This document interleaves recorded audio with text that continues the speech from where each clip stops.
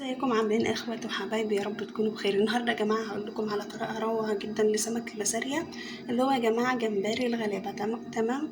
طبعا عارفين يا جماعه ان البسارية بطعم الجمبري بالظبط، فانت عشان مش تكلفي نفسك وتجيبي جمبري وتجيبي بتاع، لا نجيب بسارية ونعملها بالطريقه اللي انا هوريها لكم ديت. هتعجبكم جدا باذن الله، وهتجربوها وتقولوا ايه رايكم. كمان انا جبت البسارية زي ما انتم شايفين كده، غسلتها كويس جدا ونضفتها كويس جدا، وبعد كده صفيتها من الميه كويس جدا. تمام. لازم تكون ايه، ما فيهاش ميه خالص، عشان لما اجي احط عليها الدقيق ما تبقاش معجنه معايا. تمام.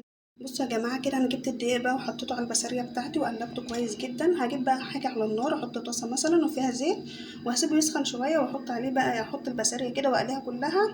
وطبعا عملت له الدقه بتاعته. الدقه بتاعته ديت يا جماعه عباره عن توم وفلفل احمر وفلفل اخضر وشويه شبت يا جماعه، ودقتهم كويس جدا. ماشي، ودقتهم كويس جدا، وهحط عليهم ليمون وهرجع اوريكم الشكل النهائي. استنوني. حبايب قلبي كده البسله وهي على النار لازم تاخد اللون الذهبي. بصوا حبايب قلبي كده، بعد ما نزلت البسله بتاعتي من على النار هرش عليها الدقه بتاعتي زي ما قلت لكم. الدقه ديت عباره عن توم وفلفل، فلفل اخضر وفلفل احمر وعصره ليمون وشويه شبت. تمام. هرش عليها بقى كده وارجع اوريكم.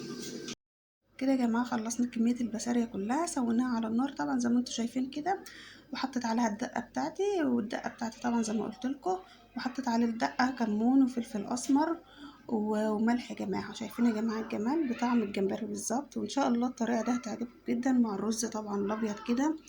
والطريقه دي تجربوها باذن الله هتعجبكم جدا، وان شاء الله اللي يعجبه الطريقه يعمل لايك للفيديو يا جماعه. واللي اول مره يشوف قناتي ينزل يشترك فيها ويفعل الجرس عشان يوصل لكم كل جديد. باي باي.